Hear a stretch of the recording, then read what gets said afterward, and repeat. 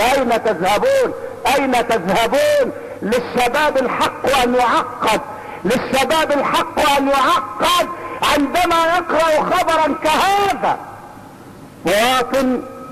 مواطن مصلح اجتماعي استاذ الجيل اشترى سيارة فيات ب13,000 جنيه. اتدرون ما هي الكتب الذي الفها؟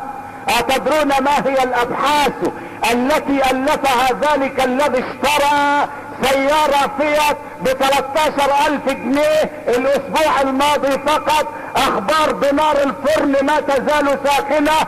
احد المواطنين احد العبقريات في مصر اشترى سيارة فيات ب13,000 جنيه. اتدرون ماذا الف من الابحاث؟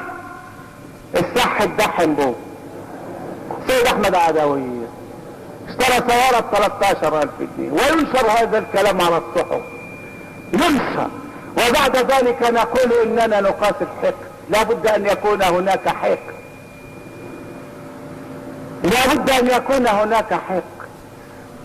اذا احيل احد لاعب الكرة الى المعاش عقدت له الحفلات، واهداه الاقطاعيون في بلادنا شققا للتمليك وسيارات فارهة. اذا احيل احد المغنين او اصيب بالزكام الخفيف يعالج في سويسرا، وبعد ذلك تقولون لماذا لا نحقد؟ لابد ان يكون هناك حقد.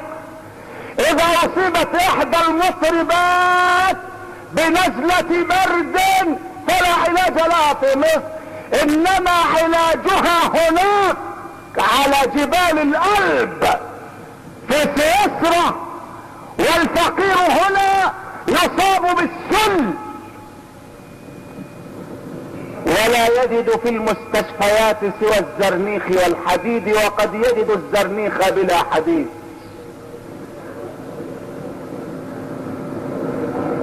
انظروا الى حال الفقراء، احسنوا الى البائسين والفقراء، امسحوا دموع الاشقياء.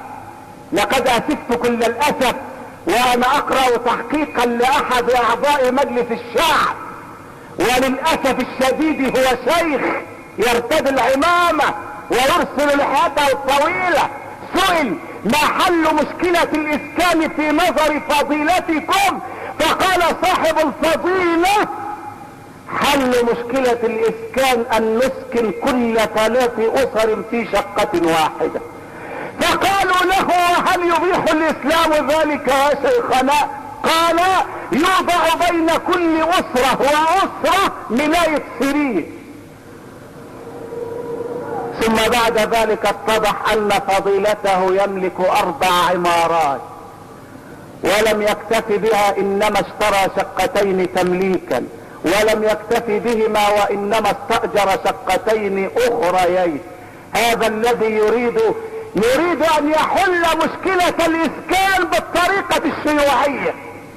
3 اسر في شقة واحدة بينها وبين الاخرى ملاية سرير، ملاية سرير. دورات المياه مشتركة وبالتذكرة. النساء والرجال خليط. يا شيخنا عفى الله عنك، عفى الله عنك، عفى الله عنك. لو كنت تعرف الله ما ذهبت الى هناك، وانما تفرغت لعبادة الله في احد المساجد. ان الذي آلمني كثيرا وحز في نفسي ان قوينا لا يرضى لضعيفنا ان يشم نسمة هواه، وان غنينا لا يرضى لفقيرنا ان يأكل من فتات الموائد. هذا الشيخ الذي يملك كل هذه الضياع، اشهد الله الذي لا اله غيره انني ما زلت اذكر ايام كنت طالبا في المعهد الازهري، وكنت اخطب الجمعة في احد المساجد، وكنت لا املك من حطام الدنيا شيئا. كنت اتقاضى على الخطبة 20 قرشا، وفي الشهر 4 خطب، وكنا ندفع اشتراك 50 مليم من 80 قرشا، فيصل المرتب الشهري على 75 قرشا، وكان ذلك في سنة 54.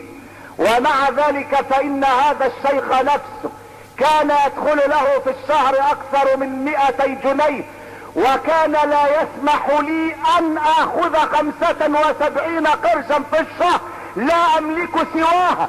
فما من خطبة خطبتها إلا وقدم في شكوى إلى وزير الداخلية عدو الله زكريا محي الدين، وما أدراك ما زكريا غلاء الدين، ويكتب في شكواه إن هذا الخطيب لا يدعو للسيد الزعيم الملهم جمال عبد الناصر، لم يرحمني حتى في 75 قرشا. هكذا نجحت الثورة في أنها غرست الأنانية في قلوب المواطنين. القوي لا يرحم الضعيف، والغني لا يرحم الفقير، وأصبحنا نعيش في مسبحة الأسد يأكل ما سواه. وأنا لست أدري كيف يدور صراع بين مدير جامعة الإسكندرية وبين بعض الطلبة بسبب ان سيادة المدير لا بارك الله فيه صمم على ان يدخل فيلما اسمه الاعداء الثلاث، فيلم جنسي صارخ. فوقف الشباب له وقالوا لن نسمح بدخول هذا الفيلم لانه يفسد الاخلاق، فاستدعى لهم رجال الامن المركزي. وما ادراك ما الامن المركزي؟ اذا نزلوا بعصيهم الغليظة واذا شدوا الهيئة السفرية فانهم يضربون كأنهم يضربون يهود. المدير المربي يريد ان يفسد الاخلاق، والطالب المربى يريد ان يحافظ على الاخلاق. يا للعجب، المربي يريد ان يفسد الاخلاق، والمربى يريد ان يحافظ على استقامة الاخلاق.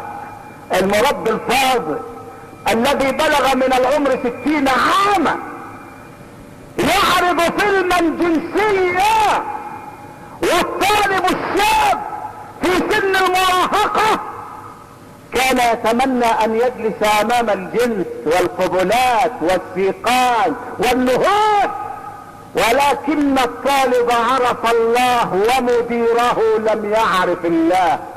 ايها الطالب، فمن اتبع هدايا فلا يضل ولا يشقى. ايها المدير، ومن اعرض عن ذكري فان له معيشة ضنكا ونحشره يوم القيامة اعمى. قال رب لم حشرتني اعمى وقد كنت بصيرا؟ قال كذلك اتتك اياتنا فنسيتها وكذلك اليوم تنسى. هذا في جامعة الاسكندرية. اما في جامعة القاهرة فماذا حدث؟ صمم المشرفون هناك، المشرفون على التربية والتوجيه، صمموا على ادخال الراقصة بوسي، وصمم الطلبة على عدم ادخالها، فاستعمل الوعيد والتهديد. انا لست ادري الى اين تذهبون، الى اين تذهبون؟ الى موسكو، الى واشنطن. ان الصلاة لا تصح الا اذا اتجهنا الى القبلة، لا تصح الصلاة اذا توجهنا الى موسكو، ولا تصح الصلاة اذا توجهنا الى واشنطن، انما تصح الصلاة اذا توجهنا الى القبلة وقلنا الله اكبر، الله اكبر من موسكو، الله اكبر من واشنطن.